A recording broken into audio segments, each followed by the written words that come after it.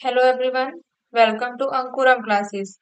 आज की वीडियो में हम लोग देखने वाले हैं benzenoid and non benzenoid compounds के बारे में। दूसरा टॉपिक देखेंगे aromaticity of non benzenoid compounds. तीसरा टॉपिक है एज्यूलिन और उसके बाद लास्ट टॉपिक है एन्युलिन्स के बारे में। इसके पहले मैंने एक वीडियो बनाया है जिसमें मैंने आपको बताया था एरोमेटिक, एंटी एरोमेटिक और नॉन एरोमेटिक कंपाउंड्स के बारे में। हम लोगों ने उस वीडियो में देखा था कि हम कैसे हक्कल्स रूल से इन तीनों कंपाउंड्स को पहचानेंगे। तो चलिए स्टार्ट करते हैं आज का वीडियो। आज का हमारा फर्स्ट टॉपिक है benzenoid and non benzenoid compounds. जो एरोमेटिक कंपाउंड्स होते हैं उसको हम लोग दो पार्ट में डिवाइड किए हैं on the basis of benzene ring. पहला है बेंजोनॉइड और दूसरा है नॉन बेंजोनॉइड। बेंजोनॉइड कंपाउंड्स वो होते हैं जिसमें बेंजीन रिंग प्रेजेंट होता है और नॉन बेंजोनाइड कंपाउंड्स वो होते हैं जिसमें बेंजीन रिंग एब्सेंट होता है। तो चलिए देखते हैं बेंजोनॉइड कंपाउंड्स के बारे में। इसके कुछ एग्जांपल्स हैं। फर्स्ट एग्जांपल है इसका बेंजीन। मोनोसाइक्लिक मीन्स एक साइकिल। यहाँ पे बेंजीन मोनोसाइक्लिक का एग्जांपल हो जाता है जो 6 कार्बन से बना हुआ है, जिसमें अल्टरनेट डबल बॉन्ड प्रेजेंट है। ये भी एक तरीके का एरोमेटिक है, जैसे कि हम लोग यहाँ पे देख सकते हैं। यहाँ पे 6 पाई इलेक्ट्रॉन्स है और हक्कल्स रूल के according 6 pi electrons means it is aromatic. तो बस सेकेंड एग्जांपल है इसमें नेप्थलीन का। जब दो बेंजीन रिंग दो कार्बन से कनेक्ट होते हैं इस तरीके से, तो यहाँ पे बनता है नेप्थलीन मॉलिक्यूल। ये पॉलीसाइक्लिक में आ जाता है। जब एक साइकिल से ज्यादा साइकिल्स में बनते हैं कंपाउंड तो उनको हम लोग पॉलीसाइक्लिक बोलते हैं। तो ये हो गया नेप्थलीन। के बाद पॉलीसाइक्लिक का एक एग्जांपल है एंथ्रासीन, जो बनता है 3 बेंजीन रिंग से। यहाँ पे भी दो दो कार्बन से कनेक्ट रहते हैं, 2 बेंजीन रिंग इस तरीके से। इसके बाद थर्ड है हेट्रोसाइक्लिक।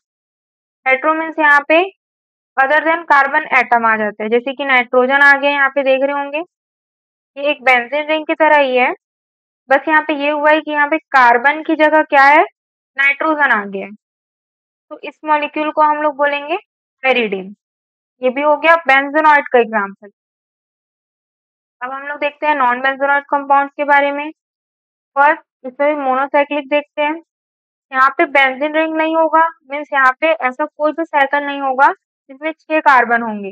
या तो 6 से कम कार्बन की साइकिल होंगे या 6 से ज्यादा कार्बन की साइकिल होंगी। तो यहाँ पे देखो फर्स्ट फर्स्ट कंपाउंड है यहाँ पे, ये भी एरोमेटिक है। यहाँ पे देख सकते हैं हक्कल्स रूल लगा के, ये 2 pi electron, it means it is aromatic. तो बस सेकेंड है 5 कार्बन की रिंग है, जिसमें अगेन 6 पाई इलेक्ट्रॉन है। 6 पाई इलेक्ट्रॉन मीन्स एरोमेटिक। उसके बाद ये 3 एग्जाम्पल है, ये इंपॉर्टेंट है, फ्यूरान, थियोफिन एंड पायरोल। जब हम लोग 5 कार्बन साइकिल में एक कार्बन की जगह ऑक्सीजन ऑक्सीजन लिखते हैं, कार्बन को रिप्लेस ऑक्सीजन कर रहे हैं, तो वहां पे जो मॉलिक्यूल बनता है उसका नेम होता है फ्यूरान। उसी तरीके से 5 मेंबर्ड कार्बन की साइकिल में एक कार्बन को सल्फर रिप्लेस करते हैं, उसके लिए हम लोग वर्ड यूज करते हैं थियोफिन। और नाइट्रोजन रिप्लेस करते हैं तो उसके लिए वर्ड यूज करते हैं पायरोल। तो हम लोग जानते हैं कि यहाँ पे हम लोग एरोमेटिक कंपाउंड्स के बारे में ही पढ़ रहे हैं। तो ये जो तीनों है, ये तीनों की तीनों एरोमेटिक होंगी। चाहे तो हम लोग यहाँ पे इनके पाई इलेक्ट्रॉन्स को काउंट कर सकते हैं, जैसे कि यहाँ पे हो गया 1 2 3 4, और एक लोन पेयर की काउंट करेंगे तो ये हो गया 5 6। यहाँ पे 6 पाई इलेक्ट्रॉन है इस तरीके से। यहाँ पे जो दूसरे लोन ऑक्सीजन का जो दूसरा लोन पेयर है उसके इलेक्ट्रॉन को काउंट नहीं करेंगे एरोमेटिक में, क्योंकि वो कॉन्जुगेशन में पार्ट नहीं ले रहे हैं। उसके बाद देखते हैं सेकेंड, यहाँ पे भी 6 पाई इलेक्ट्रॉन है इस तरीके से। तो ये भी क्या हो गया, एरोमेटिक। और सेम एज पायरोल, यहाँ पे भी 6 पाई इलेक्ट्रॉन है। इसके बाद हम लोग देखते हैं नॉन बेंजोनाइड में पॉलीसाइक्लिक। पॉलीसाइक्लिक के एग्जांपल में है एज्यूलिन, बहुत ही इंपॉर्टेंट एग्जांपल है, इसके बारे में हम लोग अलग से पढ़ेंगे।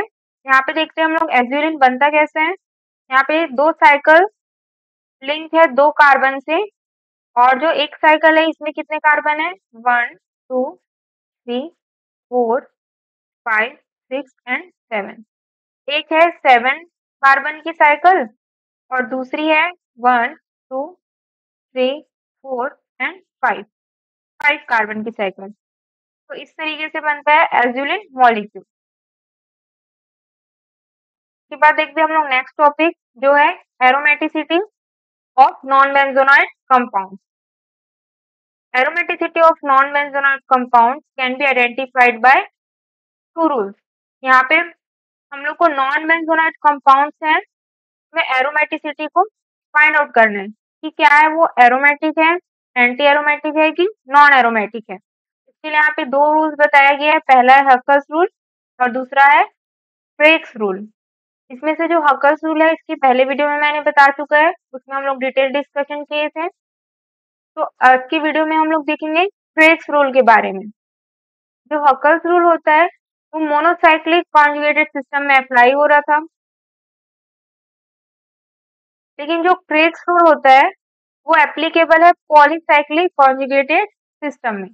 जब एक से ज्यादा साइकिल वाले कंपाउंड्स आ जाते हैं और स्पेशली वो नॉन बेंजोनाइट के एग्जांपल्स होते हैं, तो उसी में हम लोग ये क्रेग्स रूल को अप्लाई करेंगे। अब देखते हैं क्रेग्स रूल बोलता क्या है।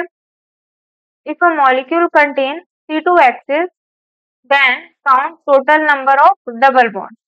सबसे पहली बात क्रेग्स रूल ये बोल रहा है कि हम लोग उसी मॉलिक्यूल्स में इसको अप्लाई करेंगे जिसमें C2H प्रेजेंट होगा। ये C2H क्या होता है इसके लिए यहाँ पे देखते हैं हम लोग एग्जांपल। जैसे कि मैं यहाँ पे एक मॉलिक्यूल बनाई हूँ A, इस तरीके से, ठीक है। यहाँ पे हम लोग सपोज करते हैं यहाँ पे कार्बन है, यहाँ पे कार्बन है, यहाँ पे कार्बन, यहाँ पे और यहाँ पे कार्बन। अब इस मॉलिक्यूल में मैं इस तरीके से एक्सिस पास करूंगी,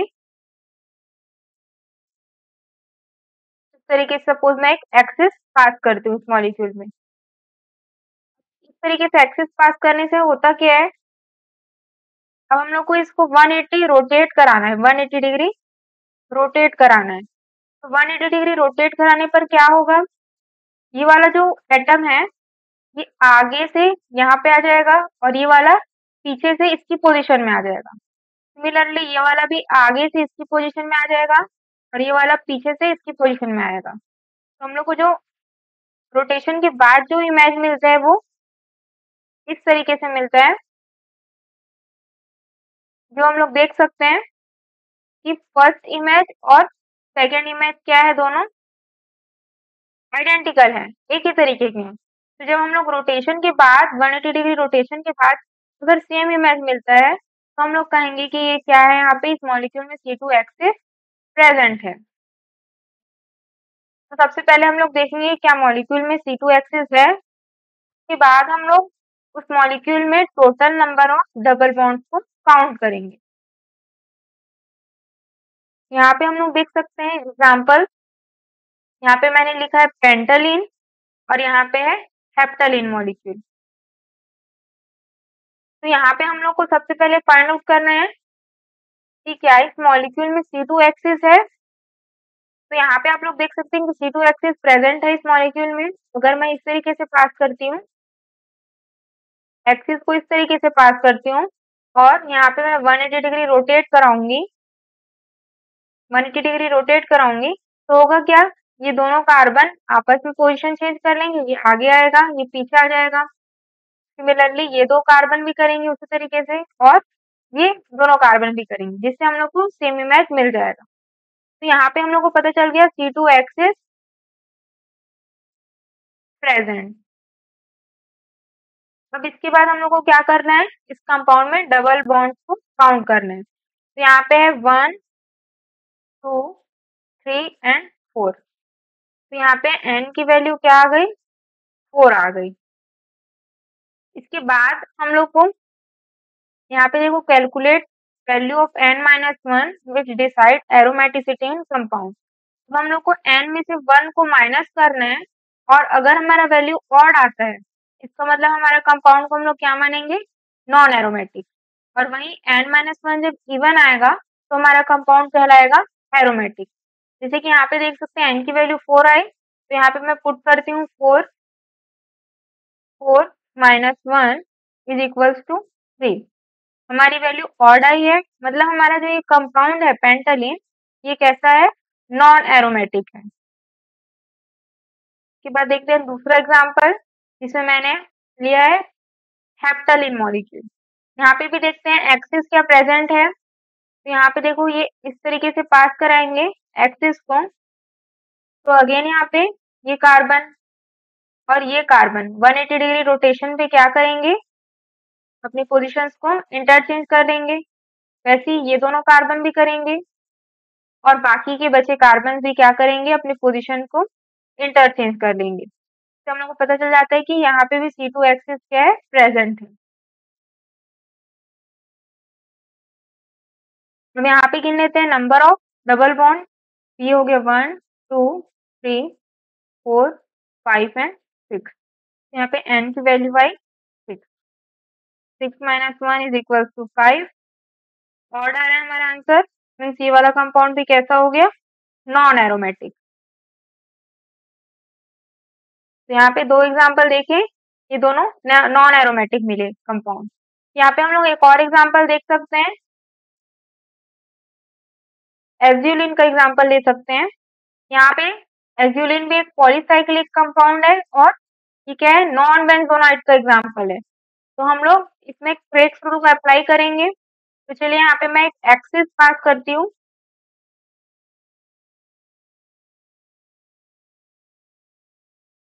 इस तरीके से मैं यहाँ पे एक्सिस पास की। अब यहाँ पे मैं क्या करूंगी, इसका 180 डिग्री रोटेशन कराऊंगी।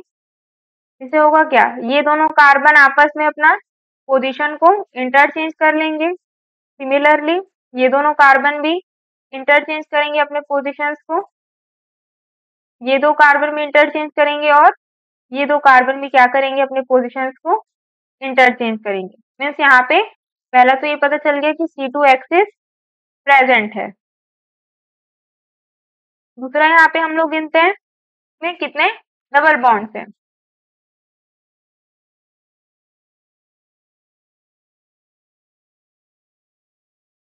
तो यहाँ पे देख सकते हैं 1 2 3 4 एंड 5। यहाँ पे 5 डबल बॉन्ड है, मतलब n की वैल्यू आई 5।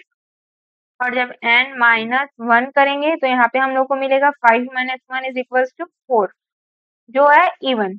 और इवन है मतलब ये कंपाउंड कैसा है, एरोमेटिक है। तो एज्यूलिन मॉलिक्यूल हमको एरोमेटिक मिलता है। तो यहाँ से आप लोगों को पता चल गया होगा कि हम लोग क्रेग्स रूल सिर्फ नॉन बेंजोनाइट सिस्टम्स के लिए अप्लाई करते हैं। उसमें भी सबसे पहले हम लोग देखते हैं क्या उसमें C2 एक्सिस प्रेजेंट है। उसके बाद हम लोग डबल बॉन्ड्स काउंट करते हैं।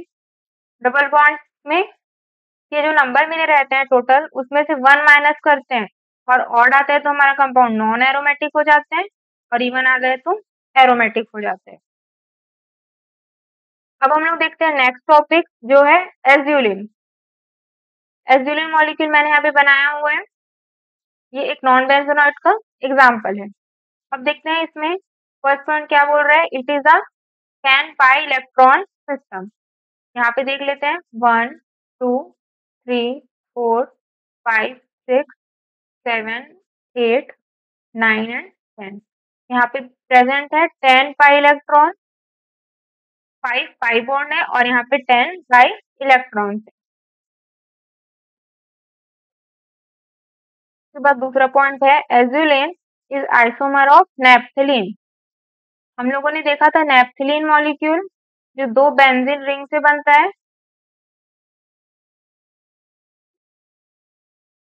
इस तरीके से है ये नेप्थलीन मॉलिक्यूल। तो नेप्थलीन मॉलिक्यूल है तो एक बेंजोनॉइड का एग्जाम्पल,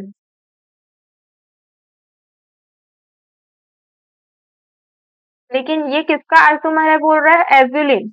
एज्यूलिन और नेप्थलीन एक दोनों आपस में आइसोमर है। तो यहाँ पे हम लोग को पता चल गया कि एज्यूलिन किसका आइसोमर है, नेप्थलीन का आइसोमर है। उसके बाद देखते हैं second point, azulene is less stable than naphthalene.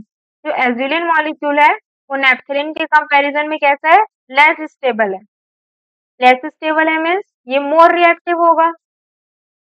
Less stable होने के कारण ये एल्जिलिन मोर रिएक्टिव होगा as compare to naphthalene molecule. के बाद फोर्थ पॉइंट है azulene gives electrophilic substitution as well as nucleophilic substitution. इस पॉइंट को हम लोग यहाँ पे रिजोनेटिंग स्ट्रक्चर से पहचानेंगे। यहाँ पे मैं क्या करती हूँ, सबसे पहले जो ये फर्स्ट वाला स्ट्रक्चर है इसमें जो ये डबल बॉन्ड है इसको मैं इस कार्बन पे शिफ्ट करती हूँ, तो यहाँ पे नेगेटिव चार्ज आ गया। तो यहाँ पे नेगेटिव चार्ज आ गया, इसका मतलब यहाँ पे कोई भी न्यूक्लियो इलेक्ट्रोफाइल क्या है, अटैक कर सकता है इस पोजीशन पे। इसी तरीके से जब ये वाला बॉन्ड इस तरह से शिफ्ट हो जाता है तो होता क्या है, यहाँ पे इस सेंटर पे पॉजिटिव चार्ज आ जाता है, जिससे यहाँ पे भी कोई न्यूक्लियोफाइल अटैक कर सकता है।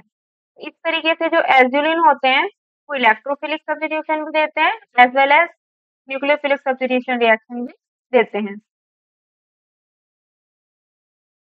अब ये हमारा नेक्स्ट टॉपिक एन्युलिन्स।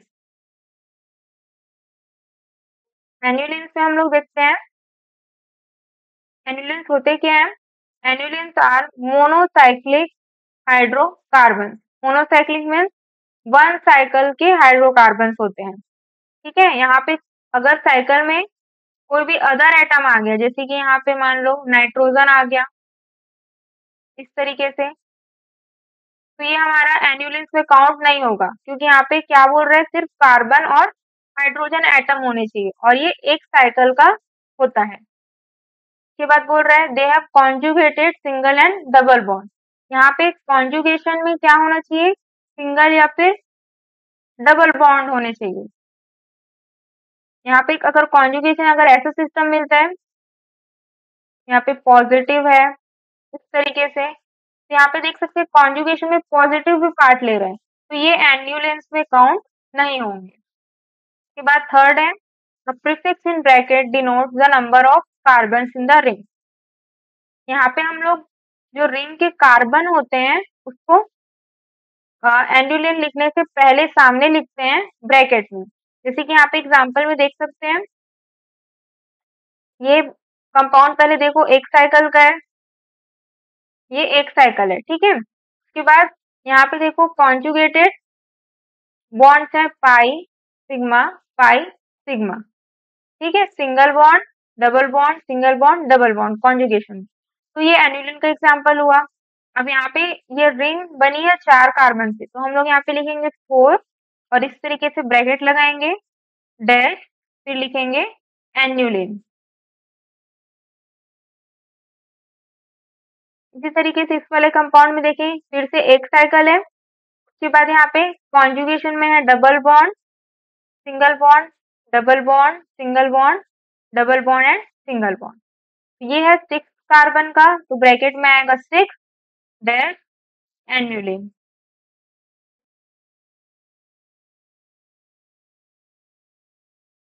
उसके बाद देखते हैं नेक्स्ट एग्जांपल। यहाँ पे भी सिंगल एक मोनोसाइक्लिक कंपाउंड है जिसमें भी pi sigma pi sigma pi sigma pi sigma इस तरीके से है। तो यहाँ पे टोटल है 1 2 3 4 5 6 7 8 कार्बन का है साइकिल, तो हम लोग लिखेंगे 8 एन्युलिन। अब यहाँ पे देख सकते हैं एग्जांपल, ये भी एक सिंगल रिंग है, क्योंकि यहाँ पे इस तरीके से ये कनेक्टेड नहीं है। अगर ये कनेक्ट हो जाता है तो ये सिंगल रिंग नहीं कहलाएगा, 2 साइकिल कहलाएगा, है ना। तो यहाँ पे हम लोग देख सकते हैं ये कनेक्टेड नहीं है, मोनोसाइक्लिक है और टोटल यहाँ पे है 10 कार्बन, तो ये हो जाएगा 10 डैश और यहाँ पे लिखेंगे एन्युलिन। यहाँ पे अगेन सिंगल डबल बॉन्ड का कॉन्जुगेशन दिख रहा है। इस मॉलिक्यूल में भी देखो मोनोसाइक्लिक है, कॉन्जुगेशन है और ये है टोटल 12 कार्बन का, तो ये हो जाएगा 12 एन्युलिन। ये वाला हो जाएगा 14 एन्युलिन।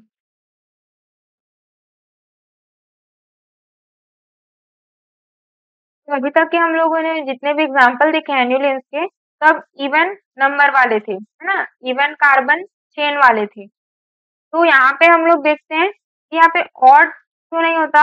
आई मीन कि यहाँ पे 5 एन्युलिन देखने को क्यों नहीं मिलता, या 7 एन्युलिन?